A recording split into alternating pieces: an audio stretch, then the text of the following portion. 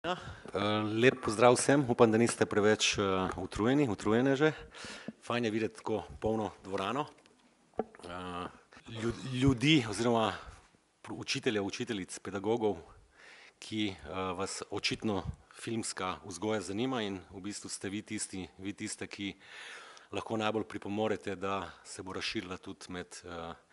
najmlajše rodove. To si vsi želimo in v bistvu zato vsi počnemo, kar počnemo. Moje ime je Igor Prasel, sem filmski urednik pri Slovenski kinoteki in programski vodja mednarodnega festivala animiranega filma Animateka. Upam, da ste že kaj obiskali Animateko, da prihajate tudi kaj v Slovensko kinoteko. V Ljubljani imamo zelo fajn situacijo, ni veliko mest po svetu, kjer na 100 metrov obstajata dve tako krasni kinodvorani, vsaka s svojim posebnim programom. V kinoteki se tudi trudimo v bistvu nekako program za otroke in mlade vzpostaviti, vendar je zelo težko konkurirati temu kinobalonu, ki je oral ledino in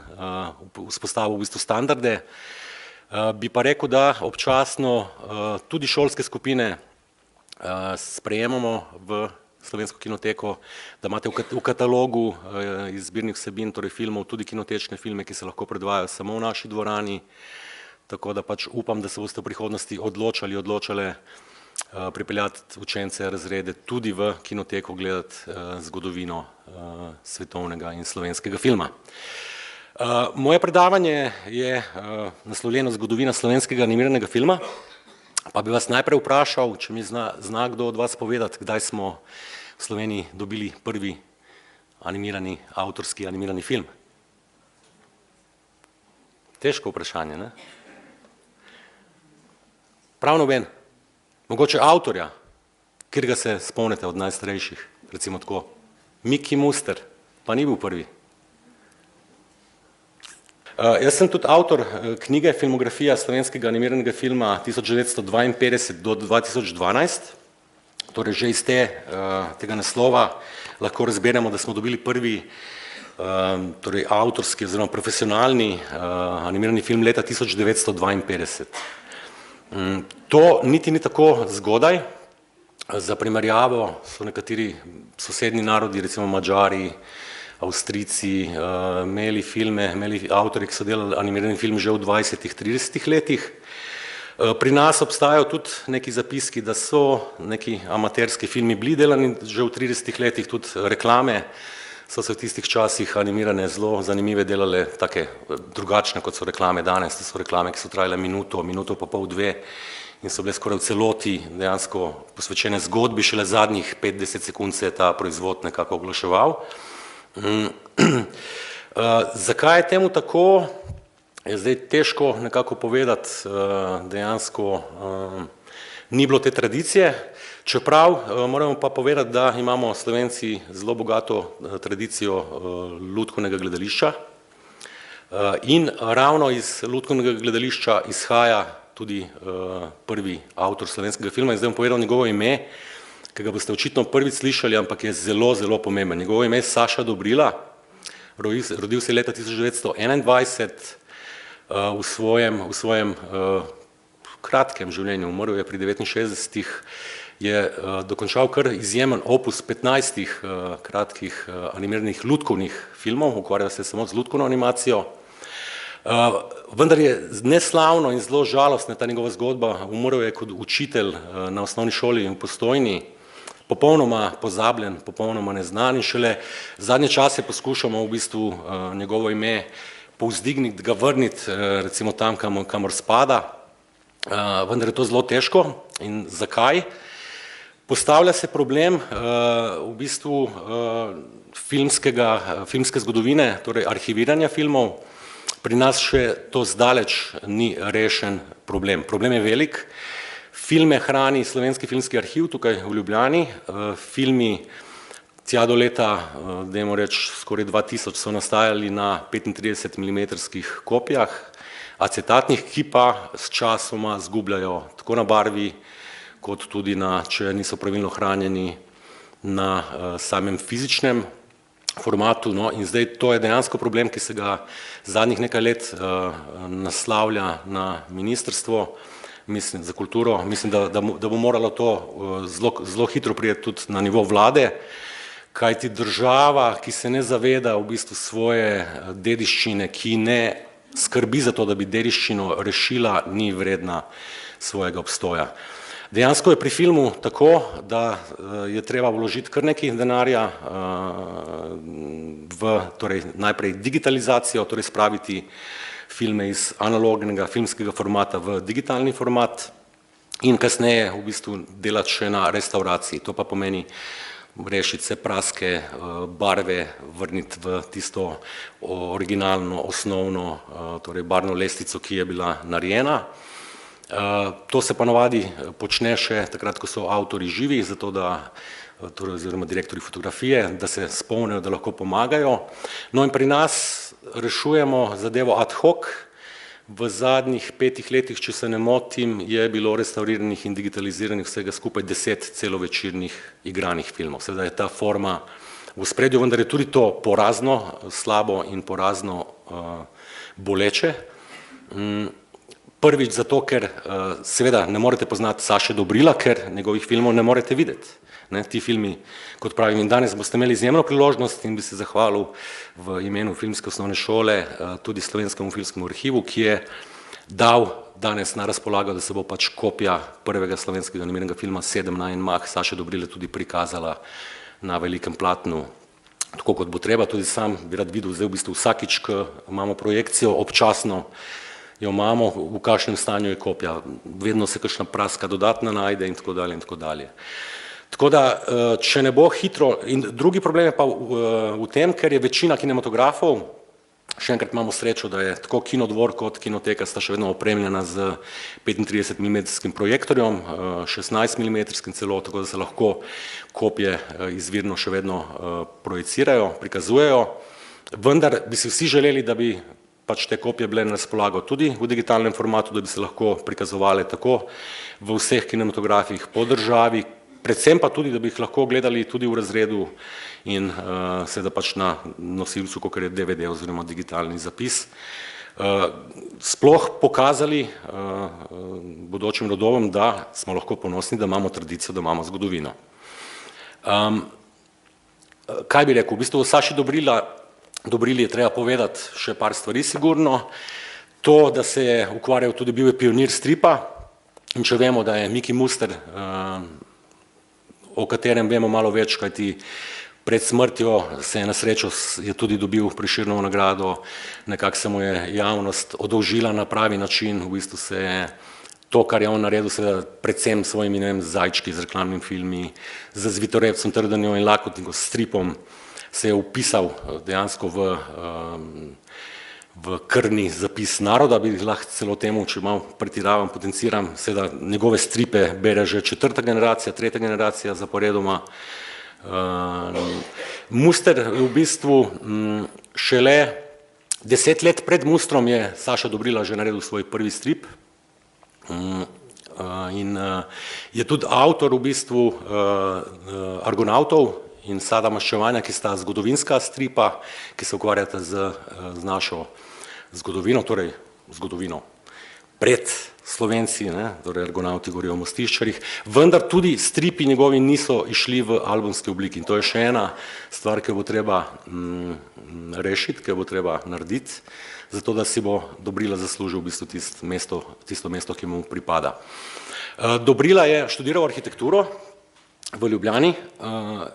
z okupacijo, torej leta 1941 študij prekinil. Potem pa po vojni je izkoristil eno možnost, ki se je takrat v socializmu kazala, ker so se pač dogajale tudi izmenjave med kulturniki, med športniki, med brati po socializmu, če bi lahko tako rekli, in je odšel na študijsko potovanje v Prago, kjer je nadaljeval s študijem arhitekture, obenem risal tudi stripe za več praških dnevnikov, se tako preživljal. Obenem je pa imel neizmerno čast, oziroma se mu je zgodilo to, da je bil na snemanju celovečernega filma najbolj pomembnega lutkovnega animatorja svetovnega Jiržija Trnke, češkega avtorja, vendar tudi o tem ne obstajajo dokumenti. Tudi sin Saše Dobrila, Jurij Dobrila, s katerim sem se veliko pogovarjal, ker sem raziskoval o njegovem očetu, je povedal, da je sigurno oče bil pri Trnki in seveda to bomo tudi lahko vidimo in analiziramo v bistvu po samih lutkah, ki jih je sam ustvaril in po načinu te lutkovne animacije, ki je zelo podobna v bistvu tej češki tradiciji. No in ko je tam, lahko bi rekli, da se je tam zaljubil v animirani film, kajti animirani film je tak medij, ki ga žal ne more vsakdo v bistvu se ga kar lotiti in biti uspešen, dejansko zahteva popolno predanost. Če si zamislimo, oziroma samo podatek, verjetno veste, da za polno animacijo moramo narediti 24 torej sličic v sekundi oziroma 24 posnetkov pri lutkovni animaciji v sekundi. Še vedno deluje, tudi če je minimalna oziroma na 12, je to, sami lahko izračunamo, kakšno delo je to, koliko enega časa posvečenega in zaprt biti v studiu, recimo, dajmo reči, 1 leto, da bi naredil 10-minutni film. To zahteva popolno predanost, zahteva popolno koncentracijo.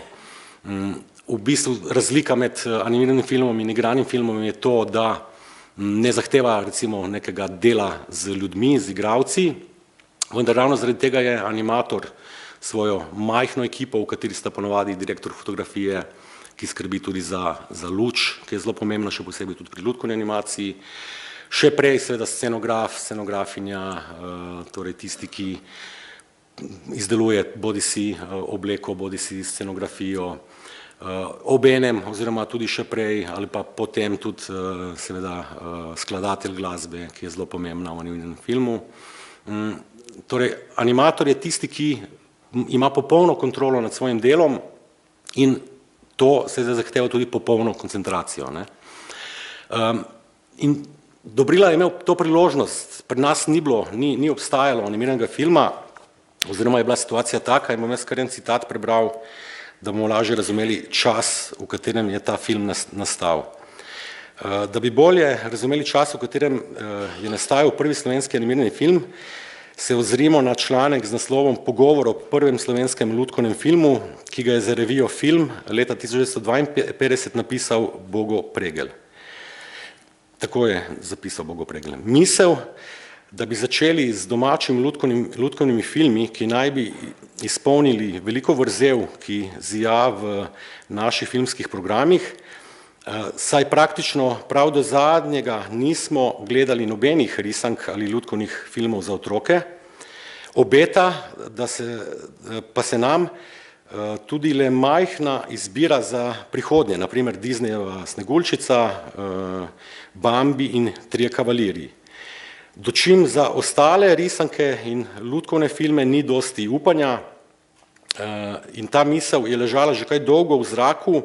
saj smo se menili o tem že leta 1947, tudi vsi so se ustrašili začetnih težav in ostvaritev so odlagali iz leta v leto.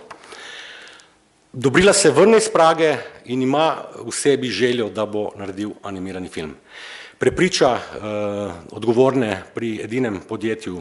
torej filmskem pri nas, torej produkcijskem podjetju Triglav Film, da mu zaupajo, zbere okoli sebe eno zelo majhno ekipo sodelavcev, med njimi Mile Deglerja, ki je bil direktor fotografije, Ajša Pengov, ki je delala obleke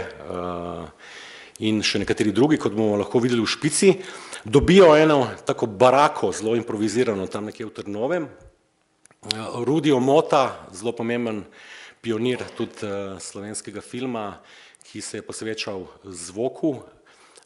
in ostala tehnična ekipa pri Triglav Filmu nekako priredi tiste stare kamere in tisto nekako nakup zbrano opremo, ki so takrat imeli, in jo priredi za snemanje lutkovnega animiranega filma. Torej, brez šole, brez znanja, brez konkretno, recimo danes, tudi če nimamo neke šole in nimamo znanja, lahko na internetu pogledamo, nekaj se naučimo, imamo tutoriale, levo, desno, nekako nam je lažje vse to. Ampak oni so brez vsega tega nekako pristopili in naredili ta prvi slovenski animirani film 7 na en mah, ki je nastal po zgodbi, v bistvu klasična priredba zgodbe bratov Grimm. To je tudi ena težavica mogoče, kajti, oziroma na nek način ni, kajti nekega originalnega scenarija, takrat si mogoče niti ni upal ali ga ni imel, je rekel, dajmo prirediti zgodbo, ki jo vsi poznajo in da vidimo, kaj bo nastalo. Zato vam to govorim, da ko boste gledali ta film,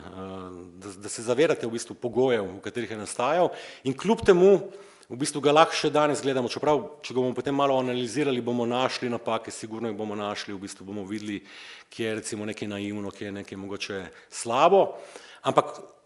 ko je to naredil, je prebil let in je v bistvu navdušil še kopico svojih kolegov, da so se potem posvečeno začeli ukvarjati z lutkovnim animiranim filmom in od leta 1952 do leta 1962-63, ko je Triglav film propadel in vmes že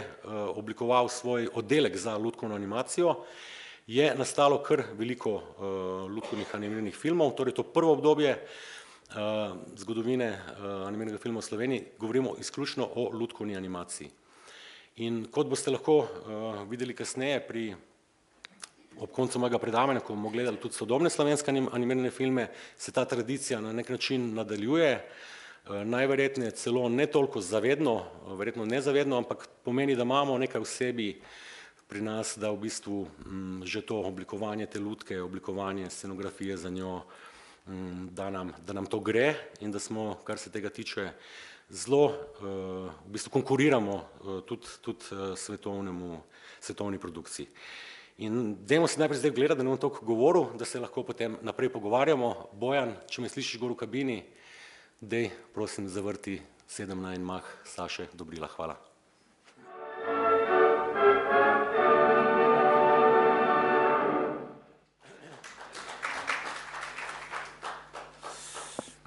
Še vedno zelo zanimivo, čeprav v bistvu mogoče par dramaturških problemov, v bistvu proporcij, zdaj te lutke, čeprav so narejene tudi iz zelo preprostih materialov, danes te lutke so bile narejene iz žice, privlečene z neko spužvo, ta žica se je verjetno velikokrat tudi zlomila, tako da so morali na novo lutko delati. Danes se tehnologija razvija tako močno naprej, da prav lutkovna animacija, da obstaja prav podjetja, ki izdelujejo skelete za lutke, lateks se oblikuje kot prav tako realističen za kožo. Ne vem, če ste videli recimo film Špele Čadež Boles, a ste, torej veste, o čem govorim. Zadnje čase lutkovni animirani film je zelo uspešen tudi v celovečerni formi, zelo veliko. To je prav ena panoga tudi v svetovni industriji, ki se razvija, tako da pravijo, da je nekih 100 animatorjev v celem svetu, ki se samo seli iz enega kontinenta na drugi in stalno pač dela in sodeluje pri teh produkcijah, ki pa seveda so ogromne, ker dela od 50 do 100 ljudi. Tukaj pri Dobrili, kot sem že prej omenil, smo videli asistent Janez Mali,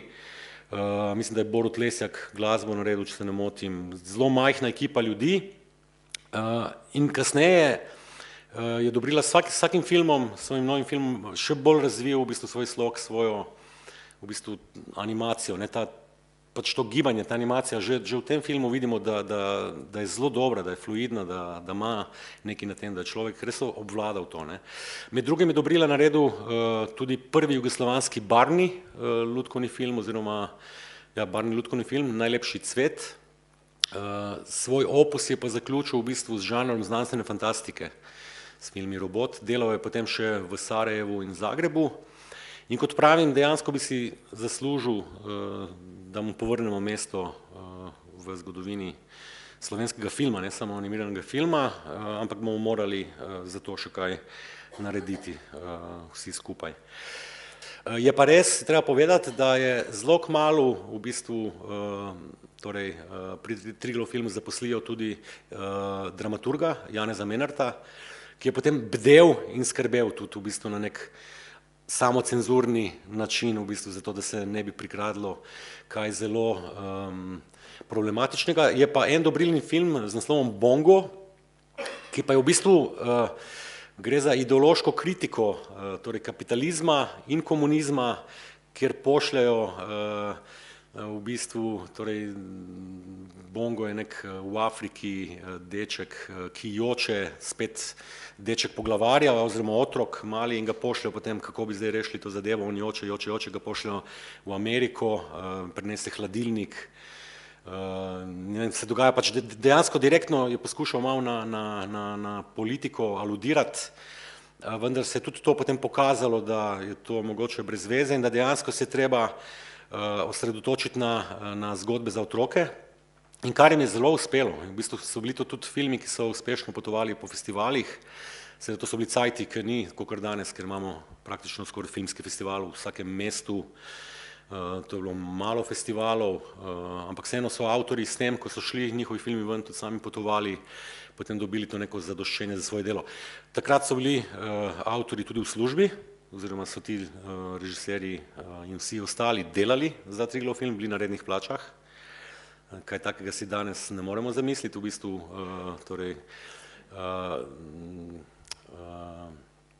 pogoji, v katerih ustvarjajo današnji avtor, recimo Špela Čadež, kot ena zelo mogoče najbolj uspešna, poleg Dušana Kastelica, še večjih je, bom potem mogoče govoril bolj o teh sodobnih, zelo težko živi, ampak preživi samo z animiranim filmom, zato ker ima spet majhno ekipo, ker v bistvu poskrbijo skoraj vse sami naredijo. Celo moram povedati, da imamo v Sloveniji eno situacijo, ki ni slaba, ki je zelo dobra, ki je edinstvena, torej da isti projekt kratkega filma podpira tako Slovenski filmski center, kot tudi nacionalna televizija in to je nekaj, kar je zelo, kar v drugih državah ni. Torej, če dobiš financiranje od enega javnega vira, ne moreš od drugega, ampak na ta način uspejo potem nek proračun, ki je nekako zadovoljiv, da tudi sami lahko od tega živijo. Še enkrat ponavljam, v bistvu, če delaš recimo Špela Čadež pri Bolesu, 10-minutnem filmu, leto same produkcije, ampak vse skupaj 3 leta ukvarjanja v bistvu s projektom in 3 leta preživeti, že en sam človek, v bistvu iz meseca v mesec, da bi se ukvarjal samo z eno stvarjo, to ni lahko. Ta družbeni sistem vsekakor je iz tega vidika dajal možnosti, ampak jih je prav tako tudi oduzel. Triglav film propade leta 1963, v bistvu tudi tukaj se ne ve točno zakaj. Jaz, ko sem študiral oziroma mal v arhivu preučeval razne dokumente, ne samo pač dokumente o nastajanju filma, sem ugotovil, da se je delalo kar veliko reklam tam konec leta 50 animiranih in so za te reklame prejemali kar velike denarje. In mislim, da je potem tudi v pogovoru z Dušanom Hrvatinom, še živečim, tudi zelo pomembnim animatorjem, ki je svojo ženo Bredo Hrvatin sta animirala tako v lutkovnem gledališču kot tudi na filmu. Mi je povedal Dušan, da je bil to en kamen spora, da zdaj kaj bojo pa zdaj ti animatorji zaslužili boljše kot ostali drugi in bomo enostavno to ukinili. In dejansko se to zgodi, Triglav film se prestrukturira v Viba film in Viba film enostavno zamahne in vsa ta bogata tradicija, več desetletna, 10 in večletna nastajanja teh lutkovnih filmov gre v pozabo. Nekaj časa še traja, prav noben animirani film se ne naredi, potem se pa pojavi Miki Muster, ki, kakor vemo, v bistvu ima že velike probleme zaradi svojih stripov, hiperproduktivni Miki Muster in v bistvu se da mu dajo oziroma pride z idejo in kot prvi začne klasično animacijo, Zimska zgodba, Kurirček, Nejček in še en, katerega sem pozabil zdaj naslov, mi bo prišel, v bistvu klasično risano na celuloidno folijo z barvami, ampak on ima pa mogoče še večje probleme kot Dobrila, kajti materiali takrat se ni uvažalo oziroma je bilo težko uvoziti te folije, kakor so jih imeli pri Disneyju pa pri še kakšnih recimo podjetjih. In Miki Muster pripoveduje, kako je v bistvu svoj prvi film risal na rentgenske folije, ki jih je potem sproti brisal prav in ponovno uporabljal. Tako da ta zgodba v bistvu slovenskega animiranega filma je zgodba posameznih avtorjev, avtorice so dolga leta v ozadju, v bistvu so bolj tiste, ki kot scenografinje, kot kostumografinje, kot izdelovalke lutk nekako pomagajo, dolgo traja, preden dobimo prvo režiserko, avtorico. so prepuščeni sami sebi, svoji ljubezni do medija, svoji trmi, svoji viziji nekako, ne, in zaradi tega pač imamo te valove ustvarjanja od avtorja do avtorja. Muster je pomemben potem zaradi tega, ker pokaže, da ogromno reklam naredi, tudi te reklame, zdaj jaz upam, oziroma informacija je, da je nacionalna televizija dejansko zelo pospešeno digitalizira svoje arhive in to je pohvalno. Tako da vse te tudi reklame, ki jih je Muster delal in jih ni malo, mogoče sam torej zajčki, visokice, čokolešnik in tako dalje, mogoče se jih spomnite, malo starejši, dejansko še iz televizije, so to umetniški izdelki, ki jih bi danes v bistvu res tudi radi gledali tudi v kinu, zakaj ne, in mislim, da se bo to v bistvu v zelo kratkem spet začelo dogajati, ta nek revival, kakor bi temu rekel. Muster je pomemben, oziroma Muster zaradi tega, ker je toliko produktiven, toliko dela, da si nakoplje za vrat davčno upravo, ja, tudi v socializmu, v komunizmu je bila davčna uprava in v bistvu, ker je toliko delal, so mu kar v bistvu so hoteli, da bi plačal še za nekaj za nazaj in on trmast, kakor je bil, reče ne in se odpravi v Nemčijo, v München, kjer enih kar dobrih 10-15 let dela in to pospešeno dela in izbral ga je argentinski avtor stripov Mordillo kot torej izbranca, ki je animiral, mislim, da kar 150 epizod kratkih njegovega v bistvu stripa Mordillo, ki je potem animiran. Ko se vrne nazaj v Slovenijo, praktično je že kar zgaran in v bistvu je velika žalost, tudi sam je povedal potem, da si je želel, da bi hotel videti Zvitorepca, Trdnjano in Lakodnika animirane in bilo je celo nekaj poskusov, ampak so zelo, kako bi temu rekli, da ne bom koga užalil, zelo slabi, v bistvu celo 3D računalniška animacija, ker je on sicer z njegovim dovoljenjem, ampak je potem tudi, ko je videl rezultate, je rekel, to se ne sme niti pojavljati, niti nadaljevati, in tako da imamo pač eno žalost, ampak za naprej pa sigurno izziv za avtorje, kajti če vemo, mislim, ne samo iz umetniškega vidika, tudi iz komercialnega, glede na to, da se njegovi stripi prodajajo še naprej, bi bilo sigurno zanimivo videti prigode Zvitorepca, Trdnjana in Lakodnika, tudi animirane, mogoče, mislim, celo kot celovečerni animirani film, glede na to, da imamo samo enega do zdaj in to je Socializacija bika, ki je nastal leta 1998, bi mogoče bil čas, niso pa še razmere prave, da bi se tega lotili, kajti vemo, da recimo animirani celovečerni film, to pa stane v bistvu €1 milijon je premalo, ta država pa namenja v bistvu celovečernemu igranemu filmu maksimalno €800,000 v tem trenutku in tako da vse te ideje, ki so in jih počasi že mladi avtorji razvijajo, v bistvu bojo nastajale v nekih koprodukcijah, ampak se bo to zgodilo, da bo pač slovenski vložek manjšinski. Jaz privoščim v bistvu, ker to je tudi nek korak naprej, dejansko tudi celovečerna forma, čeprav se sam v bistvu borim in poudarjam, kako je kratki animirani film predvsem zelo pomemben in v bistvu ima neko svojo poetiko in to ni nič manj vrednega in je v bistvu se razvija skozi to govorico, skozi kratki film, ne samo neka priprava za celovečerec, ampak avtorji in avtorici, in spet ponavljam, ali Špero Čadež ali Dušana Kastelica v bistvu vejo, da je to in niti ne stremijo k nečemu daljšemu, kar pač seveda zahteva potem še več let in še več enega ukvarjanja z enim projektom, toliko časa, da te v bistvu lahko tudi vse skupaj mine. Še en avtor, ki je ga potrebno omeniti, je Črt Škodlar, še vedno živeči, seveda v penziji, živi čez mejo na Hrvaškem,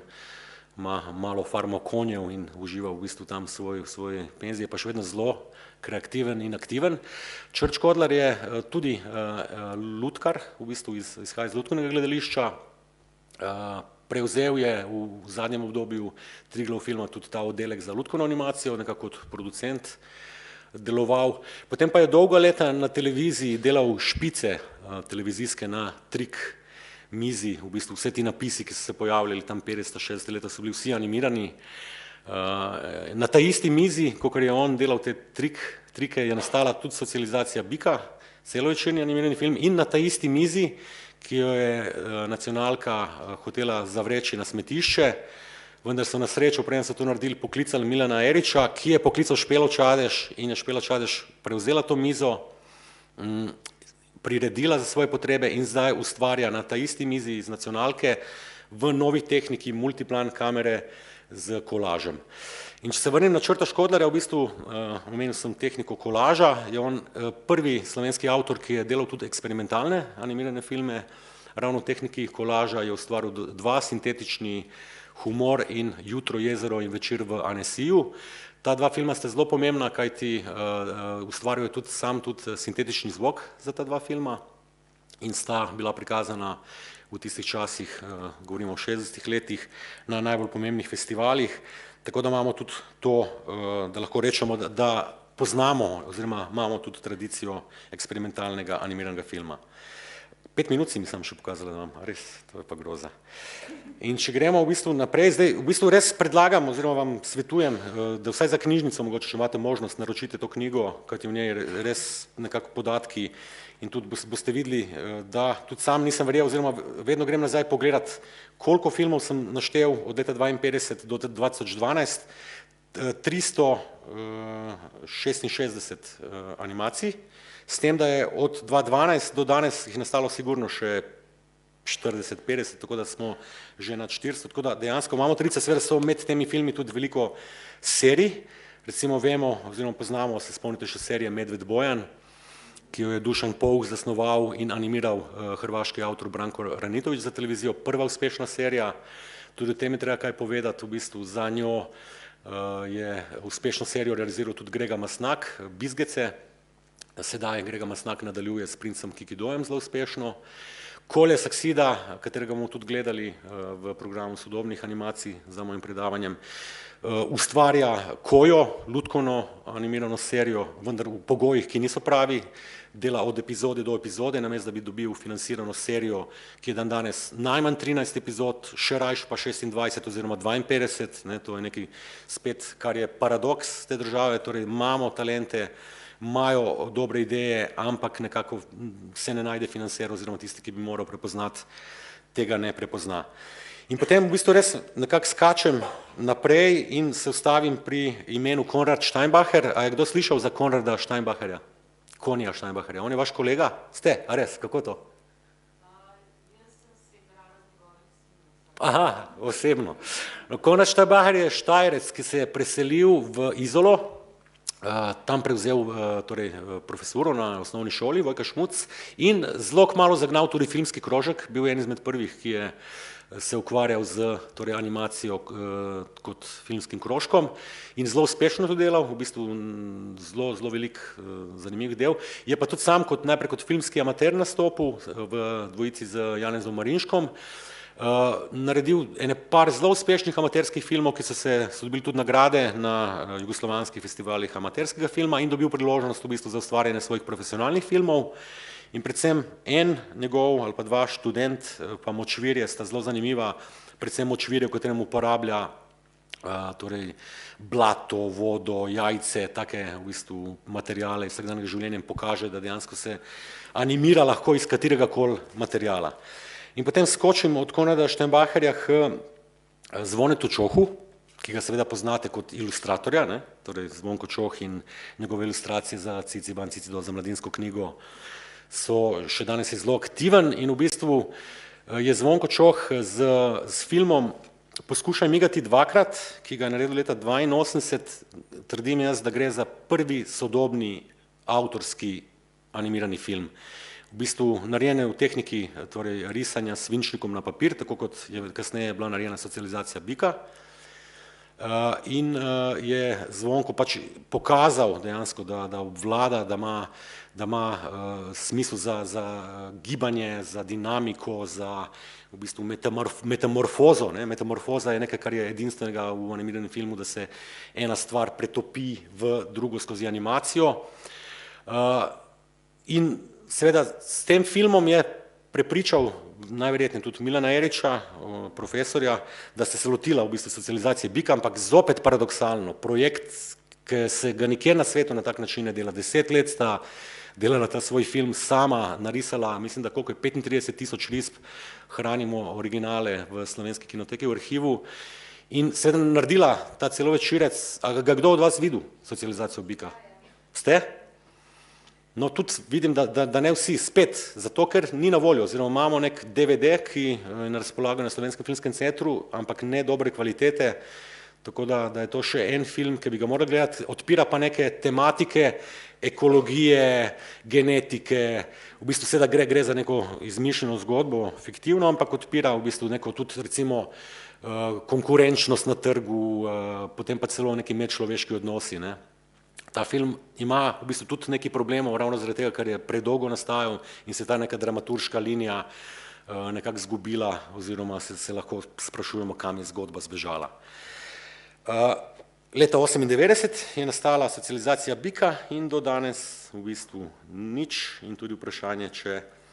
če bo kaj v kratkem nastalo. Potem pa dolga leta nič, oziroma par avtorjev, mogoče Bojana Jurca omenim, večina njih za televizijo dela animacije, no in z letom 2005 se nekako ponudi nova priložnost, Slovenski filmski center, pojavijo se mladi producenti, ki, torej ne več veliki producenti, recimo ki torej animacije tudi ne jemljajo resno, prijavijo projekt, dobijo denar, ampak se ne ukvarjajo s tem resno.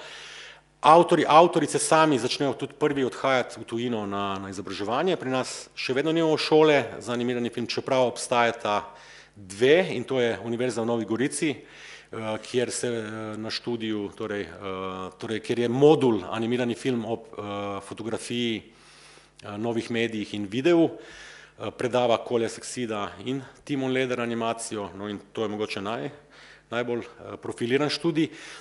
Se pa zelo pospešeno tudi na Akademiji za likovno umetnost in oblikovanje znotraj študija ilustracije posveča vedno bolj animaciji, kajti sami študenti so izrazili to željo, da bi radi, in letos se je pa zgodila tudi revolucija na AGRFT, torej na Akademiji za gledališče, radio, film, televizijo, je prvi študent diplomiral iz animiranega filma, čeprav imel velike težave, kajti po torej študijskem planu je bilo nemogoče iz animacije diplomirati in je moral najprej v bistvu posneti svojo zgodbo in na to rotoskopijo narediti, torej prerisati čez posneto, zato da so mu dovolili diplomirati. To je Leo Černic s filmom Ples ljubezni, ki je zelo zanimiv in upam, da boste imeli priložnost ga v kratkem tudi kje videti. Kaj bi rekel, v bistvu omenim še enkrat Dušana Kastelica, moram ga omeniti, kajti gre za avtorja, ki se loteva 3D računalniške animacije. Mi smo vsi mislili tam konec 80-ih, 90-ih, da bo računalniška animacija prevladala in prevzela v bistvu popoln primat nad animacijo. To ni res, v bistvu postaja samo eno izmed orodij, vsi uporabljajo seveda računalnik pri produkciji, ampak zato, da bi jim olajšala zadeve. No, Dušan Kastelic je pa še en fenomen in paradoks, v bistvu skoraj vsak avtorica pri nas ima neko posebno zgodbo, brez da bi se kdarkoli kaj učil, brez da bi kakšno šolo hodil, se je sam lotil zelo nekih težkih programov, oziroma niti ne toliko komercialnih. En program, v katerem je naredil svoj film Perk Mandelc prvi in drugi Čikorijan Cafe je nastal v programu Hash Animation, v nekem zelo obskurnem programu, končujemo. In zadnji film Celica, The Box, ki ga boste tudi videli zdaj, če se ne motim, ne? Čak, je Celica? Ni. Je pa nastal v Blenderju, to je pa freeware program, ki se ga lahko uporablja. In ta kratki čas, v bistvu bi lahko in bi morali še o kateremu še o komu spregovoriti nedvomno, ga bomo zdaj v bistvu zapomnili, tako da bom naredil še uvod v projekcijo, ki boste lahko videli, torej izbor kratkih slovenskih sodobnih animiranih filmov. In na kratko, lahko Marina povem še v vsakem filmu na kratko. Torej, prvi je Koja, divji ležalnik, Kolje Saksida, kot sem že prej omenil, v bistvu razvija to serijo Koja že kar nekaj let, ustanovuje svoj studio Zvix, ki se ukvarja med drugim poleg produkcije tudi z delavnicami animiranega filma. Delavnice animacije se zelo pospešeno vračajo, tako za najmlajše kot za srednješolce, in tako da to obstaja kot neka možnost, če imate v razredu koga, ki ga posebej zanima animacija, bi jaz tudi, mislim, da imam tlele, kje se gre naprej, svoj kontakt, kje se gre tle, ga. Mi lahko napišete, pa bom svetoval, če imate res koga od učencev, ki ga zanima, pa mu svetujemo lahko kakšno delavnico. No, te Koje so serije zelo kratkih, 2 minute in pol skečov oziroma situacijskih komik, ne, ki se dogajajo temu junaku Koji, ki je alter ego Kolje Saksida in živi na nekih visokih planinah. Kolja Saksida je sam rasel na veliki planini in seveda od tam izvira ta njegova v bistvu ljubezen do planin in najdu je način, kako svoj alter ego poustvari v svojem junaku. Drugi film, Podlasica Timona Lederja, mladega avtorja, kot sem prej rekel, asistenta Kolje na UNG-ju, poučuje animacijo. Timon je tudi en izmed prvih, poleg Špele Čadež, Špela Čadež je odšla na specializacijo v Nemčijo, v Köln. Timon je izkoristil in je leto dni preživel na francoski šoli La Poudrière, kjer se je